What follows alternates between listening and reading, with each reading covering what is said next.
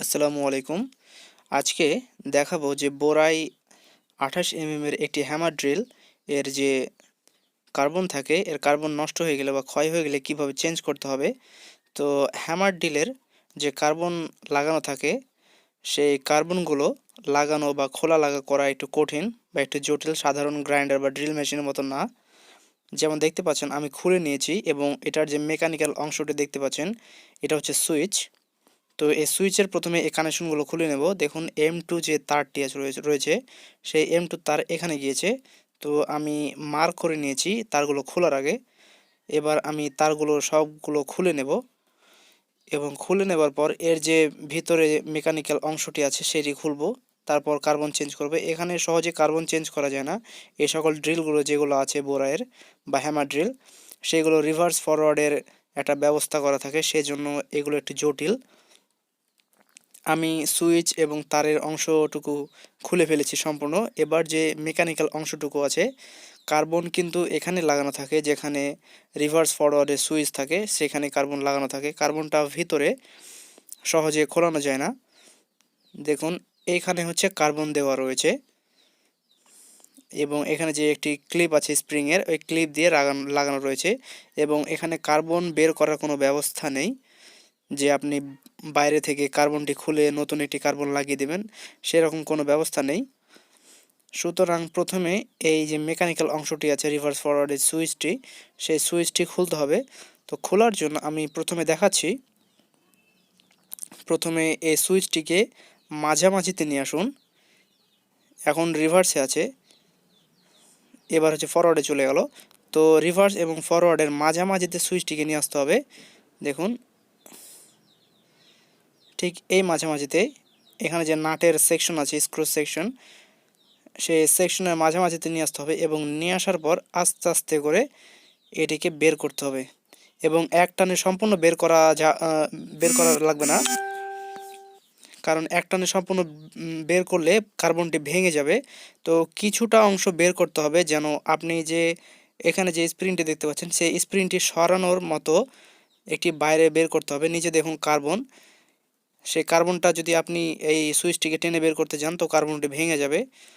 তো দেখুন আমি স্প্রিংটিকে সরিয়ে নিয়েছি, সরিয়ে নেওয়ার মতো বাইরে বের করেছি সুইচটিকে এবং যে ক্লিপটি রয়েছে স্প্রিংয়ের মতো সেই ক্লিপটিকে এখন আমি বের করে নেব এবং বের করে নেওয়ার পর এখানে কোনো চিমটা দ্বারা, এখন আমার কাছে টুইজার্স আছে, এটা দিয়ে আমি কার্বনটিকে একটু হালকা করে চেড়ে দেব যেন বের করার সময় কোনোভাবে বাধাপ্রাপ্ত না হয়। দেখুন আমি চেড়ে দিয়েছি। ঠিক এটাকেও একটু আলগা করে নেব এবং ওপরে উঠিয়ে নেব। এবার ওপরে উঠিয়ে নিয়েছি এবং সুইচটিকে কিন্তু এক আঙুল দিয়ে ধরে থাকতে হবে যেন সুইচটি ঘুরে না যায়। আমি দুটো কার্বনই উঠিয়ে নিয়েছি। এবার আবারও সুইচটিকে আস্তে আস্তে করে টান দিয়ে বের করব। খুব সাবধানে বের করতে হবে এবং আস্তে আস্তে বের করতে হবে। দেখুন সুইচটি বেরিয়ে গেছে সম্পূর্ণ এবং এইটা হচ্ছে কার্বন। আমার কাছে যে কার্বনগুলো লাগানো রয়েছে সেগুলো ক্ষয় হয়নি। আমি জাস্ট দেখানোর পারপাসে এবং শেখানোর জন্য আমি এই মেশিনটিকে খুলে এই ভিডিওটি বানিয়েছি যে কার্বন ক্ষয় হয়ে গেলে নতুন কার্বন কিভাবে লাগাবেন এই সকল মেশিনগুলো খুলে। কারণ এখানে সাধারণ মেশিনের মতো সহজ থাকে না, এই ব্যাপারটি অনেকটা জটিল থাকে।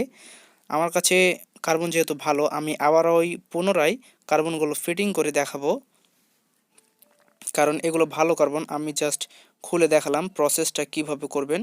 সেমভাবে আবারও নতুন কার্বন নিয়ে এভাবে আপনি লাগিয়ে দেবেন এবং লাগিয়ে দেওয়ার পর যেখানে যে ক্লিপ আছে কানেক্টর, সেই কানেক্টরে কানেক্ট করে দিবেন এবং একটি নোজ প্লায়ার্স দিয়ে এটিকে ভালোভাবে চেপে দিবেন যেন লুজ কানেকশন না থাকে। এবং এখানে খেয়াল রাখবেন স্প্রিংটা এখনই দিতে হবে না, এই স্প্রিংটা দেওয়া যাবে না এখনই। এখন জাস্ট আপনাকে কার্বনটি বসিয়ে কানেক্টরের সাথে কানেক্ট করে দিতে হবে। জাস্ট স্প্রিং আবারও পুনরায় প্রবেশ করার পর স্প্রিংগুলো বসাতে হবে।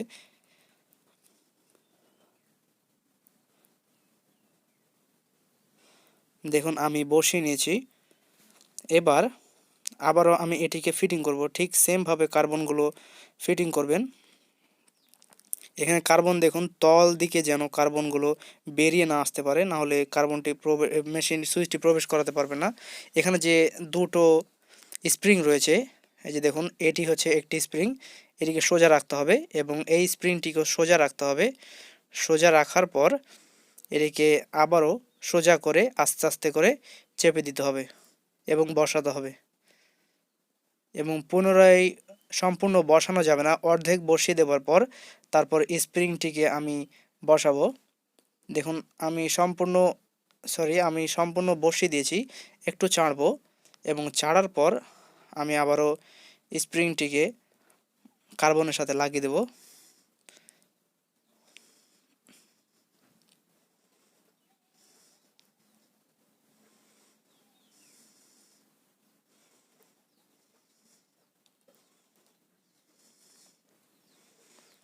তো দেখুন আমি একটু চেড়ে রেখেছি, হাত দিয়ে ধরে রেখেছি এবং ধরার পর এবার আমি স্প্রিংটিকে কার্বনের ওপর বসিয়ে দেব। ঠিক আছে, একটা হচ্ছে বসিয়ে দিয়েছি আমি, এবং এখানে যে নিচে আরেকটি রয়েছে সেই আরেকটি আমি এবার কার্বনের ওপর বসিয়ে দেব, তাহলে কার্বন দুটিকে চেপে রেখে দিবে এবং নিচে যে স্লিপ রিং আছে রোটরের সাথে, সেই স্লিপ রিংয়ের সাথে কানেক্ট হয়ে যাবে।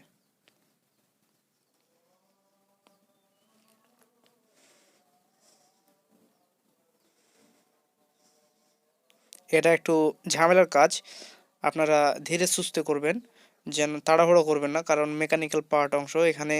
প্লাস্টিক কোনো কারণে কোনো প্লাস্টিক যদি ভেঙে যায় তবে সমস্যা হয়ে যেতে পারে। এটা অনেক জটিল একটা মেকানিক্যাল অংশ এখানে। তো অনেকজন সমস্যার সম্মুখীন হয়, তাই আমি এই ভিডিওটি বানিয়েছি যেন তাদের হেল্প হয়। দেখুন আমি এটিকে ফিটিং করে নিয়েছি। এবার যে সুইচ রয়েছে সেই সুইচের দুইটা তার আমি দুই প্রান্তে কানেক্ট করে দেব।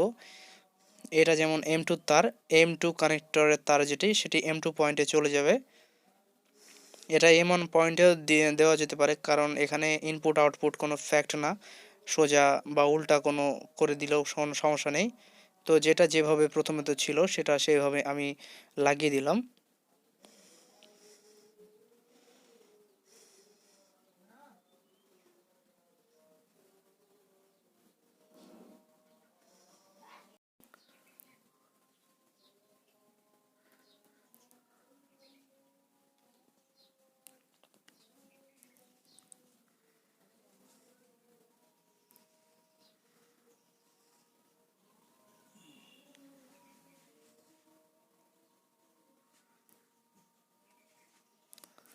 তো দেখুন আমাদের যে কানেক্টরগুলো ছিল সেইগুলো কানেক্ট করা সম্পূর্ণ কমপ্লিট হয়ে গিয়েছে। এবার আমি আপনাদের ঘুরিয়ে দেখাবো এই মেশিনটিকে। আমি প্রথমে লাইন দিয়ে দিলাম, এবার এই মেশিনটিকে সুইচ প্রেস করে ঘুরিয়ে দেখাবো। দেখতে পাচ্ছেন এই মেশিনটি এখন ঘুরতে শুরু করে দিয়েছে। দেখুন এটি ভালোভাবে ঘুরছে। এবার আমি ফরওয়ার্ড দিব, এবার ফরওয়ার্ড কানেকশন করলাম। ফরওয়ার্ড কানেকশন করার পর এবার আমি আপনাদের ঘুরিয়ে দেখাবো। দেখুন মেশিনটি ঘুরছে। তো আশা করি ভিডিওটি ভালো লেগেছে, এবং ভিডিওটি ভালো লেগে থাকলে অবশ্যই সাবস্ক্রাইব করে পাশে থাকুন। ধন্যবাদ।